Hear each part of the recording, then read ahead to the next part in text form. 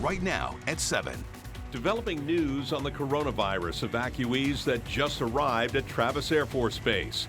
The symptoms that sent some patients to the hospital. They were referred to regional healthcare centers for a workup, including diagnostic testing. This year we are faced with some challenges of the influenza-like virus. And organizers are pushing forward with plans for tomorrow's big Lunar New Year parade. But will the crowd show up? All of the floats have been lined up. And the change in the forecast for the event. It's kind of disappointing that we see all the construction's been done. And tonight we ask, what's taking so long to get BART to San Jose? And when will we get real answers? Will BART open in 2020? That is the plan, and we are working towards that. Can I pin you down? I don't want to speculate a day. And the ambitious new plan for some homeless shelters in one Bay Area city. But is it realistic? It's what you want versus what's reality. Honestly, what's the alternative? Continuing to have people who are sleeping in your doorway? Right now on the KPIX 5 News at 7 and streaming on CBS Bay Area, new information in the last hour on the coronavirus situation. Good evening. I'm Ken Bastida. And I'm Elizabeth Cook. The CDC just held a briefing at Travis Air Force Base in Fairfield. Here's what we know. 53 people deplaned at Travis Air Force Base this morning, and 4 of them were showing symptoms of the virus, such as fever and respiratory illness. Those 4 evacuees were taken to local hospitals where they will be kept in isolation rooms and tested for the coronavirus. With all the fears surrounding the outbreak, the CDC stressed they don't believe the virus is circulating in the community. There is some misinformation out there. There's no reason to have a mask, but you're not protecting yourself from ongoing transmission in the community because we don't feel like there is transmission in the community. It can provide a false sense of security, these masks, and also it can take away the supply of masks for those who need it most. The CDC says we should hear some answers about these patients over the next few days. This is the first time in 50 years that Travis has quarantined patients like this. Meanwhile, San Francisco's big Lunar New Year parade is still on for tomorrow. KPIX 5's Katie Nielsen is in Chinatown, where city leaders want people to put their coronavirus fears aside and come to the celebration. This is supposed to be one of the busiest times of the year in Chinatown, with the festival going on and the parade happening tomorrow. But here on Grant Street, right in the heart of Chinatown, the sidewalks and streets practically empty. Many people say it's all because of the coronavirus.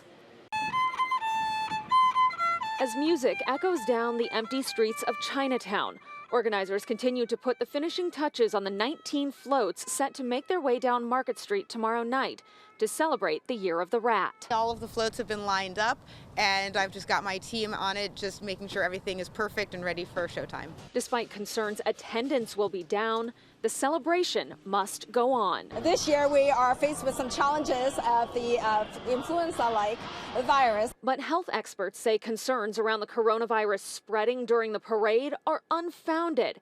There have only been 12 cases of the coronavirus in the U.S.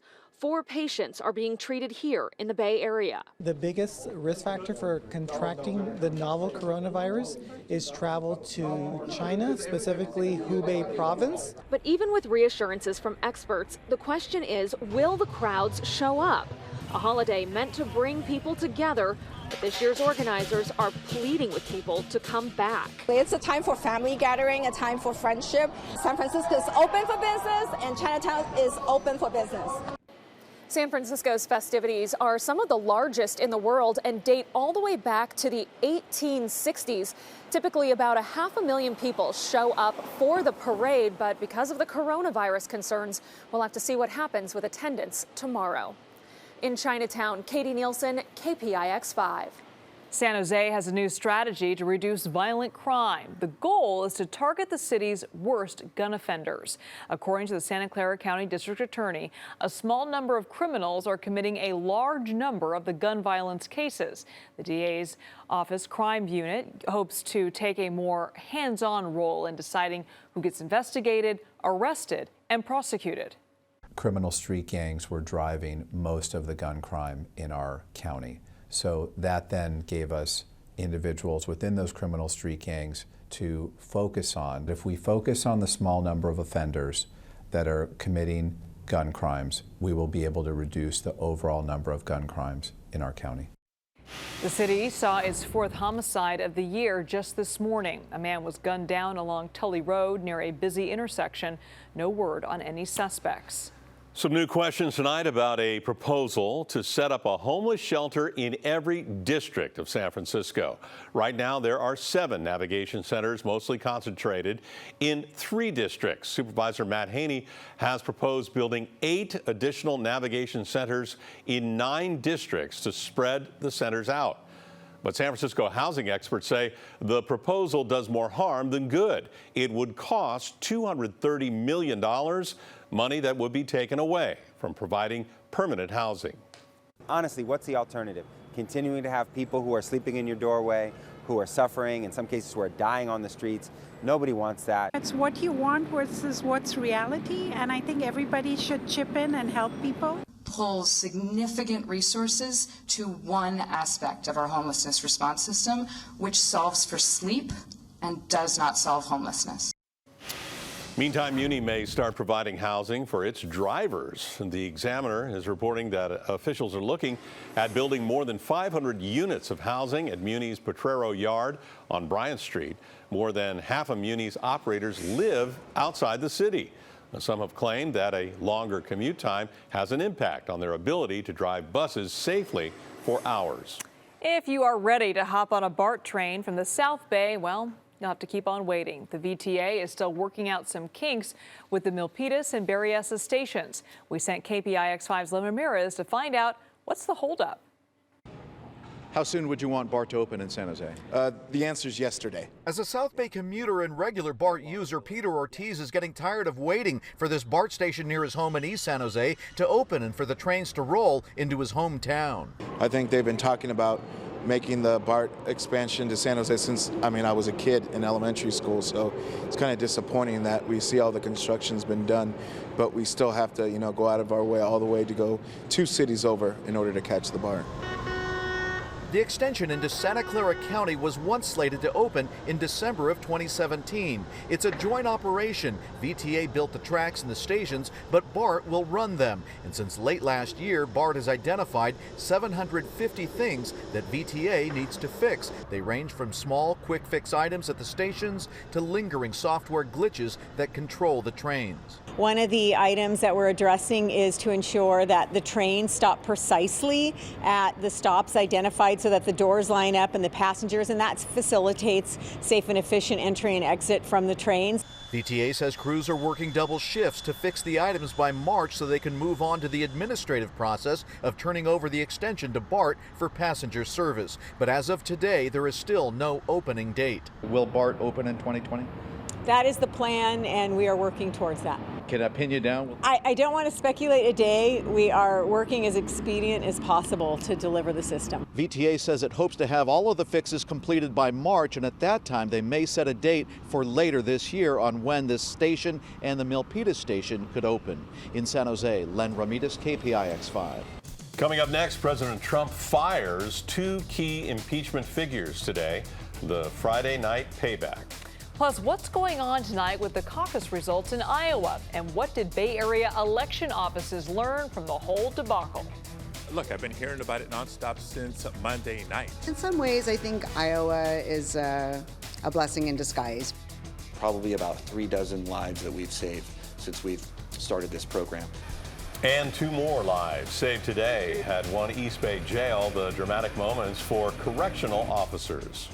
Plus, baseball is back. Well, not quite, but we got to hear from the new Giants coach who recently made Major League Baseball history.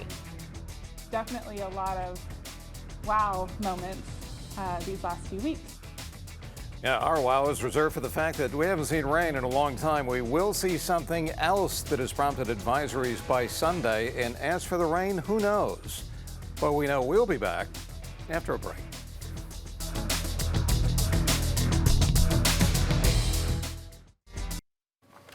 Baseball is almost back. That's right. Couple days. Yeah, almost. Yeah, Giants holding Media Day today. Yep.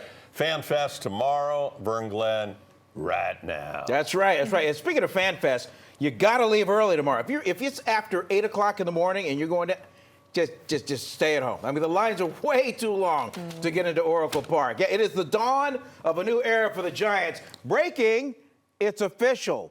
Hunter Pence passed his physical. He is signed and re-upped with the Giants, but that's not all. True story. Years ago, I spoke to this young lady's sports management class at USF, and now Alyssa Nacken has made history, becoming the first female coach in Major League Baseball history.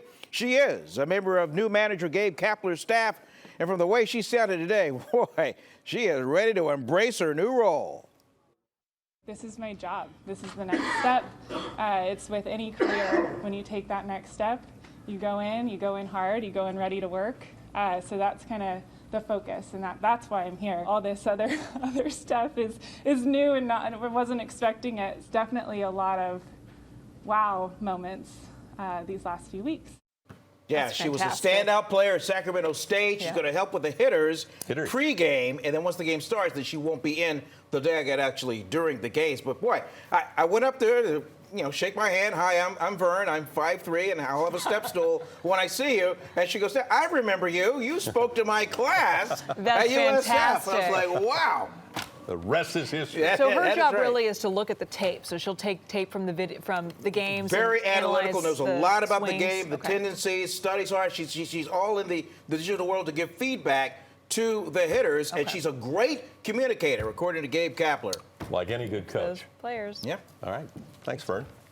Mr. Glenn's, nice to see you. Yep. Been a while. How was Miami? Did you, except for the unfortunate outcome? It was exhausting, but it was worth it. Okay. Yeah. It's a Super Bowl. Yeah. We don't have Super Bowls in the weather, so I'm envious. What would be the Super Bowl for weather? I don't want to know. Yeah. Don't go outside. Wouldn't be good. When it rains really hard. That's kind of our Super Bowl. Yeah.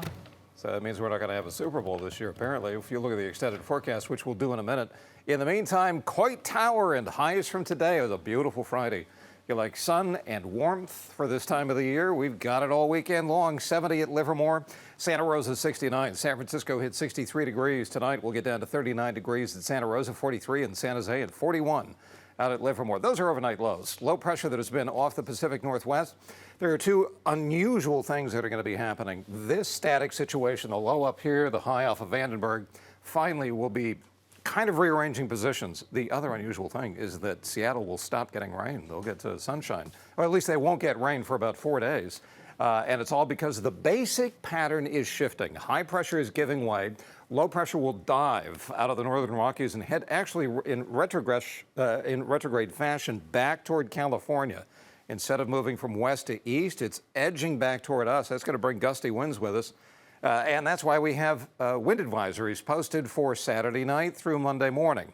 The gusts by Sunday afternoon will be all the way up to about 34 miles an hour in San Francisco.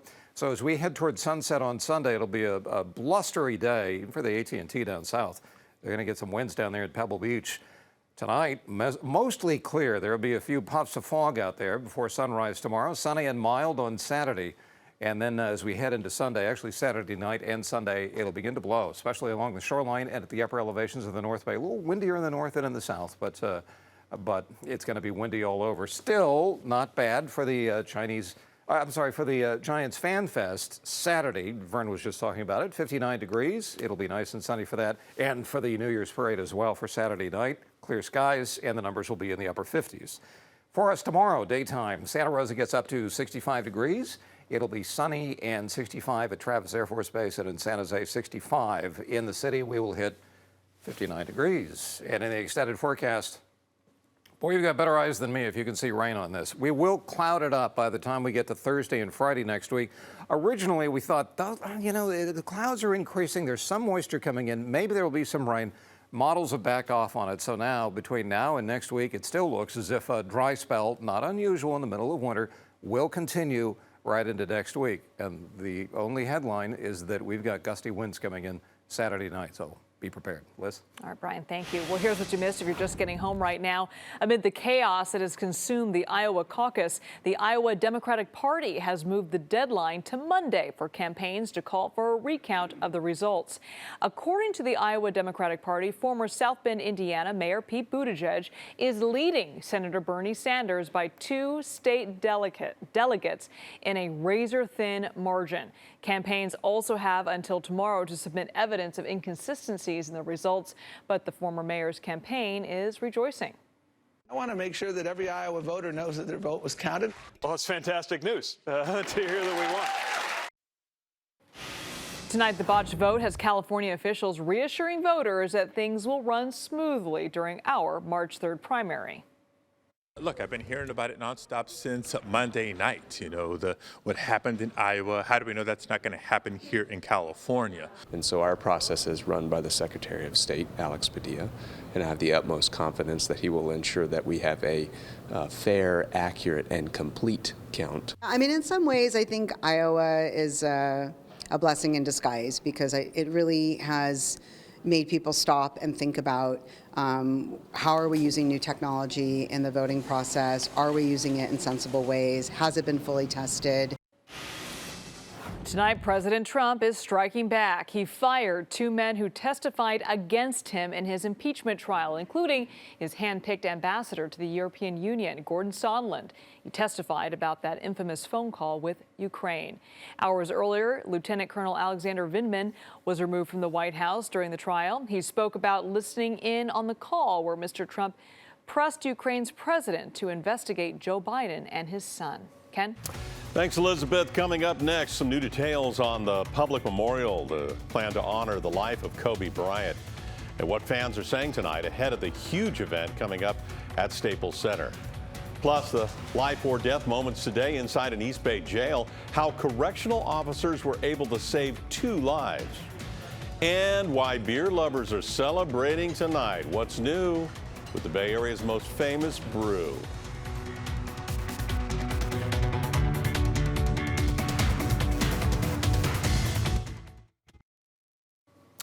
Kobe Bryant's wife revealing some details about a public memorial to honor the NBA legend, his daughter, and 7 others killed in that helicopter crash. Vanessa Bryant posted on Instagram the celebration of life will take place February 24th at Staples Center at 10 a.m.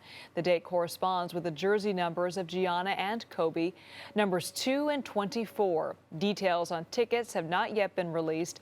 It was a somber scene outside Staples Center today as fans continue to mourn the loss of the Lakers star. If I had the opportunity and the chance to come, yeah, definitely I'll be here.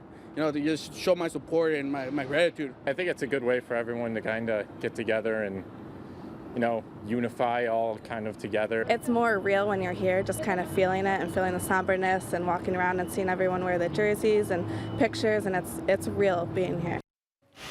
Meantime, a new NTSB report on the helicopter crash says there is no evidence of engine failure. The report included these photos where you can see the foggy conditions that created limited visibility for the pilot. It will likely take several more months for investigators to determine the cause of the crash. 2 lives saved today thanks to the opioid blocking medication Narcan. Alameda County Sheriff's deputies administered the drug to an inmate that was seen ingesting fentanyl. Hours later, a second inmate overdosed. We introduced this Narcan program back in 2018. It's been around about 2 years now. We have probably about 3 dozen lives that we've saved since we've started this program. Every member of our agency is issued Narcan. And the Sheriff's Department says it has seen more cases of inmates smuggling fentanyl into the jail. Up next, the new way you can enjoy the Bay Area's most popular brew.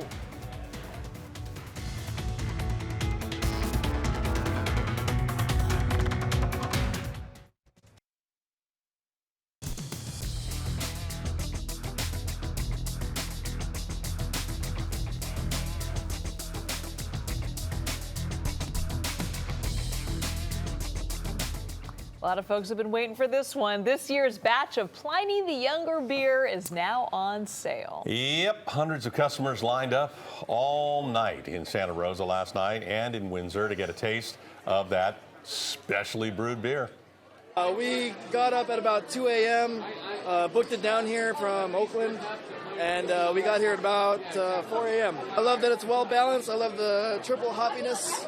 I love that it's crisp and refreshing. My wife and I were here about 7 o'clock this morning, and we just got seated about 5 minutes ago, and it's definitely worth the wait. We've been up there. We've tried the Pliny the Elder. Pliny the Elder. I've never had this, though. Have you ever had this? Gone. I've had it before. It goes that quick. This year, though, Russian River Brewing is selling it in bottles for the first time. But what exactly makes it so good? It's a triple IPA. It's one of the first triple IPAs ever made. It's 10.25%. You know, real hoppy, real bitter. And when we first made it, it wasn't very popular, and then it just caught on. And ever since then, it's been huge lines all the time between here and our Windsor location. We only make it once a year, and that's it. It's a kind of hard to make. It takes a lot of time. It's kind of expensive to make, too. A lot of people make triple hop now. They make the hazies. All that stuff is wildly popular. It's not just Santa Rosa or Windsor. Pliny the Younger will soon be poured at various beer week events around the Bay Area, so they're going to bring it out. Can you imagine getting up at 2 a.m.? And then, yeah. One guy grew a beard. Took so long. Yeah. I mean, that's dedication. It must be pretty spectacular. I don't know. There you go. Well, thank you for watching at 7. The news continues streaming on CBSN Bay Area.